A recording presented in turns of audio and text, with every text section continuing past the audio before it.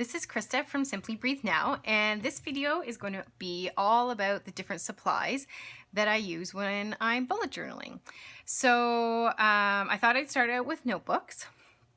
So we'll start with the most common notebook that I use, or the only one, and it's the A5 Lutrum. This is the size of the A5 Lutrum, and at the beginning I had it over the bigger one, which is called the Master, or if I am correct, it's also the A4, and so that's the bigger version, which is two of these together. And then the smaller one is the A5, is like the half size.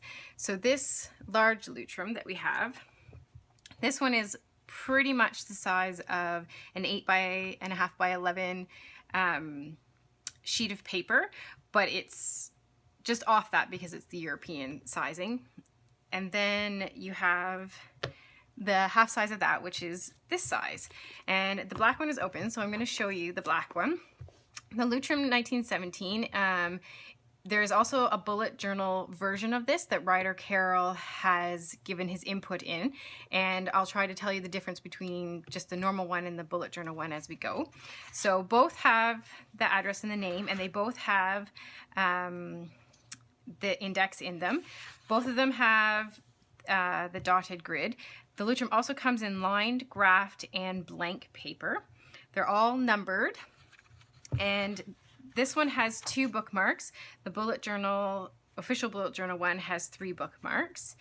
I'm pretty sure that it has a key. The bullet journal one has a key in it as well. This one doesn't. And then they both have an envelope in the back, and it comes with some stickers for the spine and at the front, and then a little card, and then it has the different sizes. So if you wanted to look at the back of this when you're buying it, it's 145 by 210 millimeters, if that's what if you were looking for the A5 size.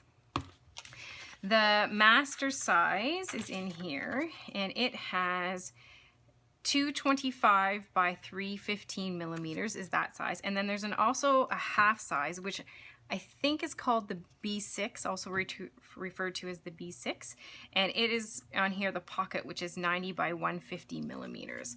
So this all comes with all the bullet journal, or all the Lutrum 1917s, and the official bullet journal at the back has a whole bunch of information about how to bullet journal, and then they both have perforated pages. There's about 8 or 9 of them that are in here that you have perforated, so that I've had to use it once. Once I have perforated it and ripped it out and glued it onto another one because it was just not a salvageable page in any shape or form. So I have used the perforated, which is really quite nice. Where to get these in Canada? So most of the time I get them off of Indigo, either on the website or from the actual store, and lots of times they go on sale, so keep an eye out for the sales. I think they go on sale 3 or 4 times a year, so it's not like it's occasional. It's quite good at how often that they come on. And then that's the Lutrum 1917. They also, Rhodia is a really big book. I use the Rhodia notepads. You can get those at Michael's in Canada, also on Amazon and on the internet as well.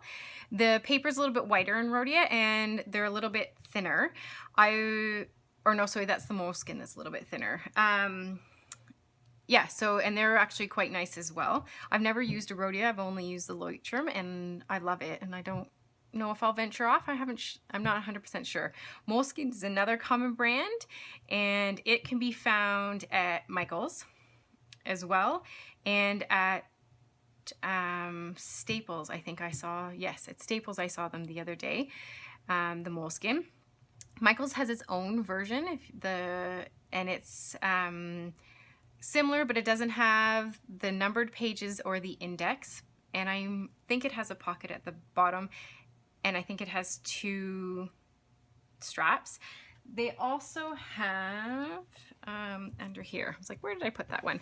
Michael also has a lot of these really tall, thin ones. If I'll show you the difference, so on top, so same height but a lot thinner.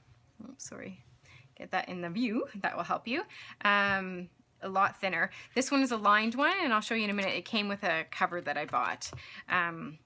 So there's that option too if you like tall and thin for that. And Curry's is another, it's an art store, and it's in fairly big cities. We have one in London, and I know there's several in Toronto.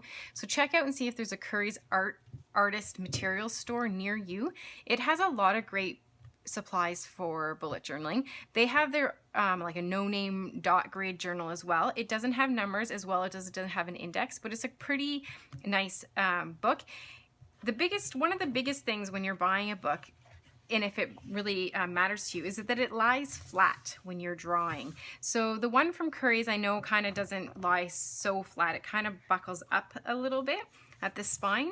But this one, pretty much anywhere you turn, lies flat. And that's one of the big things about your journal that you kind of really enjoy, is that it does lie flat. So when you do find a dot journal, and you may find one that has a pretty good paper quality and is dot grid and is exactly what you like, open it up and see that at every stage you kind of do have a flat surface to work on. So that's the journals. Now, as you know from Simply Breathe Now, I design my traveler's notebooks based on the bullet journal, my bullet journals. So, and they're in here, but I've made these covers. So this is one of the covers I've made, and this is the other one that I made. They have a little flap on them that I've made for both of them, so that to kind of protect the borders of the bullet journals inserts. These are A5 size, so if you see, I don't know if I might have, no, they're exactly, take that piece of paper out, they're exactly the same size as the A5 and if I flip it this way, will it show? There, yeah. So there you go. So they're exactly the same size as the A5 Leuchtturm. And so the insert that I've made, I copied A Life in My Bullet. She did a beautiful, easy video to watch. I got this material from Fabric Lamb, really cheap. And the rivets, I think they're called, were there too with the tools. It's pretty good. And the elastic, everything from Fabric Land. And it has 4 elastics. This is my son's journal that he has, or his little cover. So that's where he keeps his inserts. This is the same.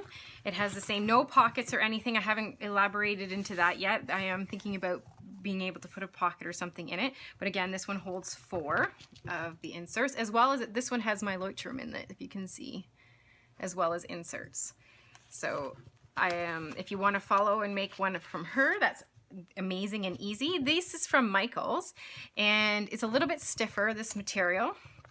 It's definitely pleather as well. And so it has elastic closure, and again, it has the 4 elastics. They just do it with holes. And this one has a tiny little pocket with a little bit of a clear space in it. Not the paper clip, that's from me. And again, has 4, these are 4 of my insert journals, which sit really nice and flat. And this comes with a pen loop as well. And I got this for 60% off, and I think it's only regular like 10 bucks. So not bad, and really kind of nice just to have something to hold the inserts in. I'd have to say my inserts are a little bit taller than what this is. So it does kind of push, but the elastics are long enough that it does hold up. So it goes up a bit. You might find after time, if it's in longer than a month, that it might wear that edge down. That would have to be trial and error to see what happened there. So that's journals and the covers. So let's move on to pens. Most of the time you'll see a lot of bullet journals, journalers using, what are these called? The felt tip pens. Ooh, there goes my brain. So the felt tip pens. I have used these different varieties. I had these from when I was scrapbooking. So if you were a scrapbooker, go look at your supplies. You actually find quite a lot of your supplies kind of can carry over. These are all, what am I trying to say? They are all Carroll ink, and a lot of them are waterproof and are fast drying.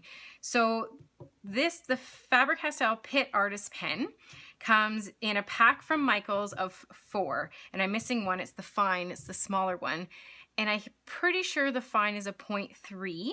The small is, I think a 0.5.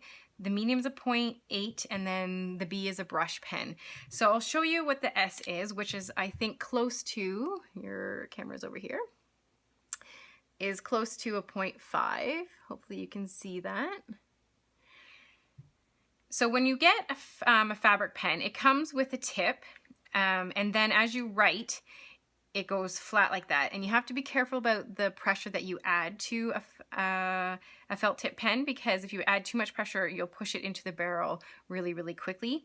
They do wear out probably faster than a ballpoint pen, but still I really enjoy how they flow. You also find that if you are a writer that likes to write like this, that it's hard, once the tip is worn down and it's a flat top, you end up having to write more up and down. So if you're not familiar with felt tip pens, those are just some things to be aware of. So this is the M, which is about, that's not going to work. There, can you see that? About a 0.8, I'm guessing. And then the brush pen is like that. Okay, so the Faber-Castell Pitt Artist pen is one of my favorite and is very common, and you can get those at Michael's, and I'm trying to think if you can get them anywhere else. I think that's the only place I've actually seen them in Canada. The Micron Pigma Micron pen is also our Carroll ink, and a lot of people use this as well. This is a 0.1. I unfortunately don't have a 0.3 to show you. So this is the smallest that I've ever used. A 0.5 would be really, really small. Again, it would come with a tip and then you wear it down a little bit. The other one is a 0.8 and it's similar to the M that I showed you before. These come individually, or they come in groups, or they come even boxes. Like I have a box of just 0.1s if you're really, big into those, and I think you can get 0.3s as well. These you can buy at Michael's as well as the Curry's Artist Materials Store. So that's where you can buy those. The Sharpie Art Pen. This I have to check. I was thinking about, I should have checked before I did the video if it's our Carroll ink, because I'm not 100% sure it is. It is also, it doesn't smear very much and it dries quickly. You have to get the artist pen. This one is a fine, and a fine is about a 0.5, I think. I think it says 0.8 on the box, but it's not as quite as heavy as the other 0.8s. It's more like a 0.5, and I know you can get extra fine, which I think is a 0.3. So I'm really enjoying these. These are really cost effective, the Sharpie art pens. You can buy them in just groups of 2. You can buy them in boxes of 10. On Amazon, I've seen them that you can buy a box of 10 for less than $5. So that has been really good for price-wise. You can also get them at Walmart. You can get them at Staples. I think that's the only 2 places I've seen them, but they're really nice. And I think they're now coming out with colors as well, which is really exciting.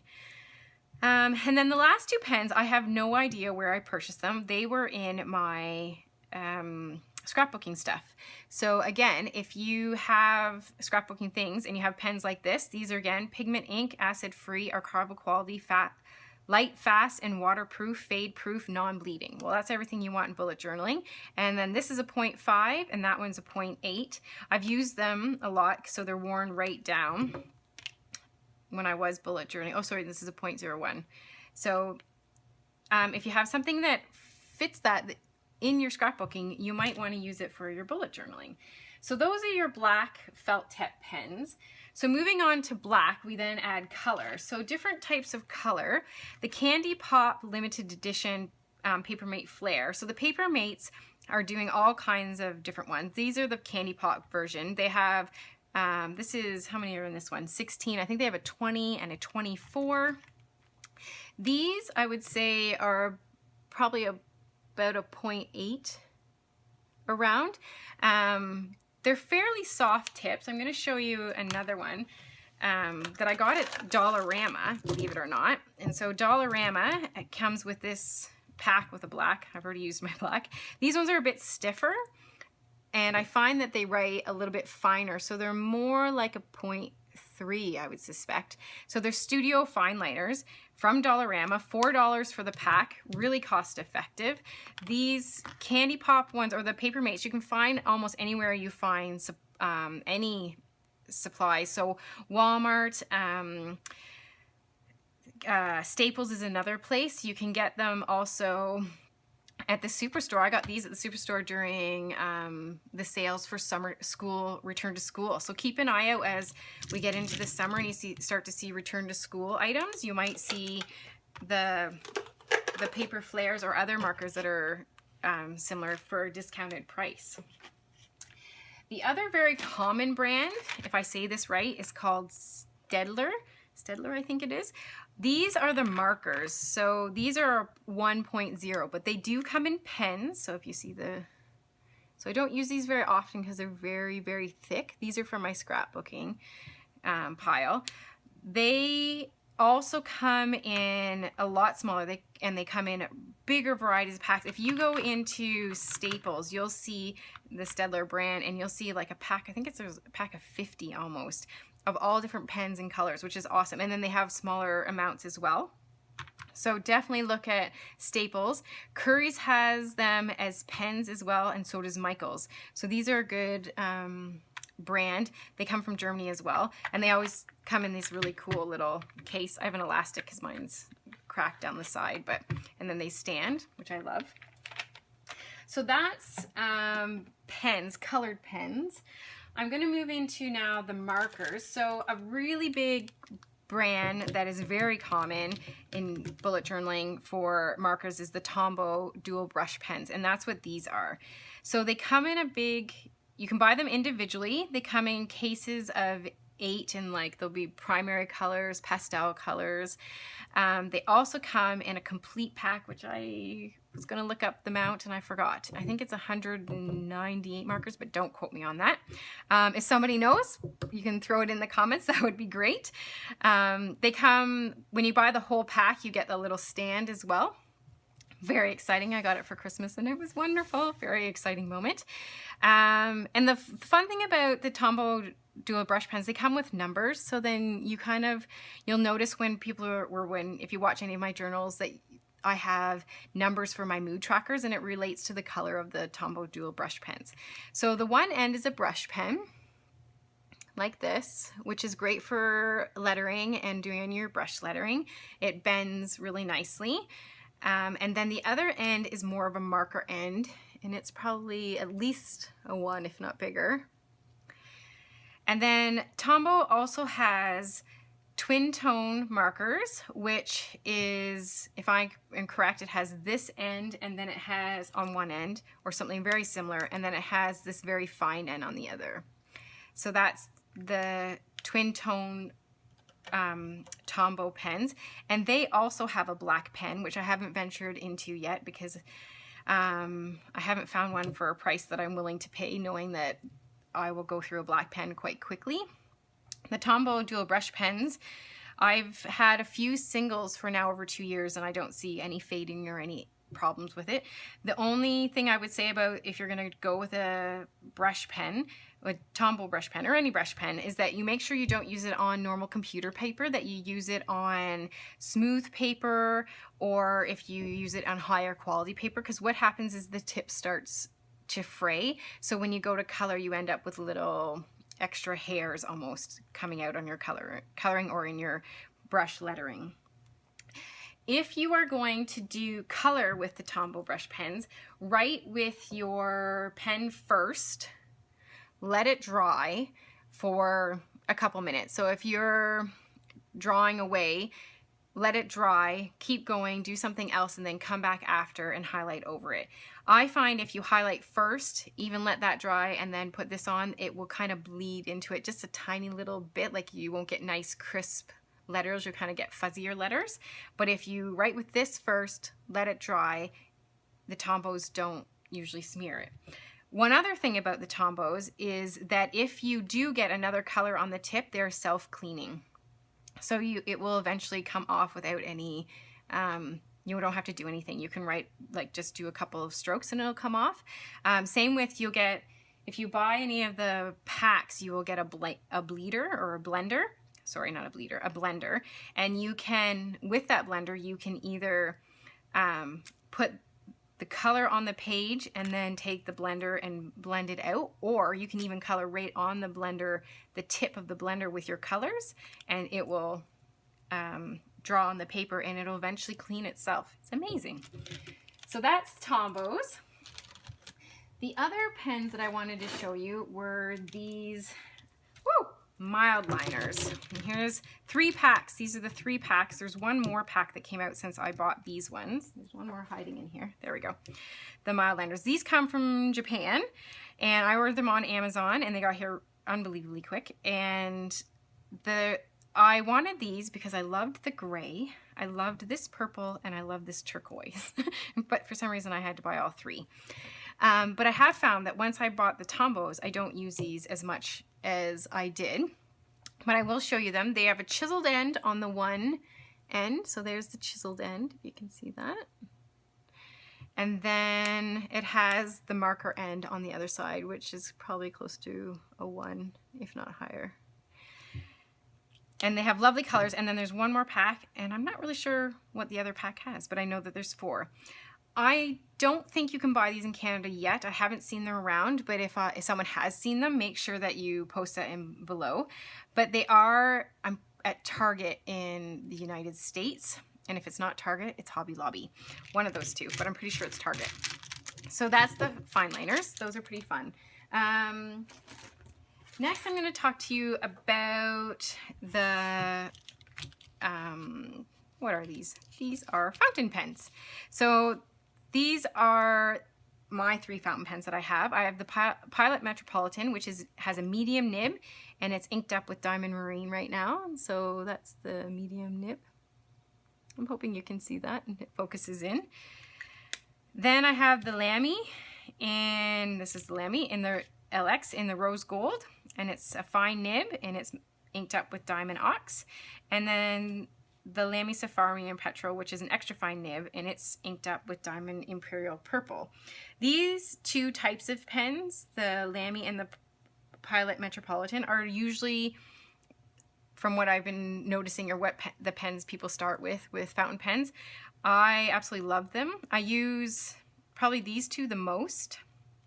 I like the weight of them. This one's really, really light, but I love the purple, so I will use it occasionally. These 2 are more similar in their weight. I probably prefer the fine nib as the nib the most that I like. So that's the fountain pens that I have. And the only other things I want to show you were when you make a mistake. So we have this whiteout kind of like tape. It dries instantly, so it's not really white out, it's more of a tape. And I got this from Dollarama again. I got 2 for $3.50, I think is what the price is.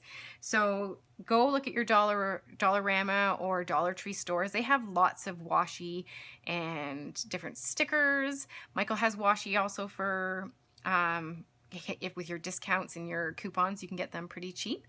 This, even though it's white, this doesn't really show up on the Lutrum as being really, really white. You don't actually notice that it's there. And if you buy my inserts and use it on that, I have bright white paper, so you shouldn't notice it whatsoever. And you can write right on it almost immediately, and you usually can't tell that you have the white out there. The last thing that I wanted to show you that I use, I also got this from Dollarama. It's a little geometry set, and I use this quite frequently when I'm drawing anything that has to do with circles. But in it became the protractor and the 2 triangle ones. There's a ruler, there's the compass for drawing the mandalas, and then there's extra lead, a sharpener, and a white eraser, which is fantastic. So when I'm drawing my mandalas, I definitely use the compass, and then I use a protractor to divide out the lines, and then I don't use this ruler because this ruler has a kink in like a hole in the middle, which drives me crazy. So I have a different ruler, but then I use the ruler for drawing out the mandalas. So that is all the supplies that I use. So I'm hoping that was helpful and that you kind of have an idea now what kind of pens to use and where to find them. If you have any questions or you feel that I forgot to say where I got something, please post them below and I will find the answer for you if I don't know right away. And if someone's watching and they do know a correct answer of some of the questions that I wasn't really sure of, please post them below. That would be really exciting to share the information. Another good resource is the Canadian Bullet Journal Junkies. That is a good place to go for they post sometimes when there are sales or different things happening. So if you're from Canada, join the Canadian Bullet Journal Junkies Facebook group, and they sometimes help with sales and what's new in Canada. I hope this was helpful. Talk to you soon.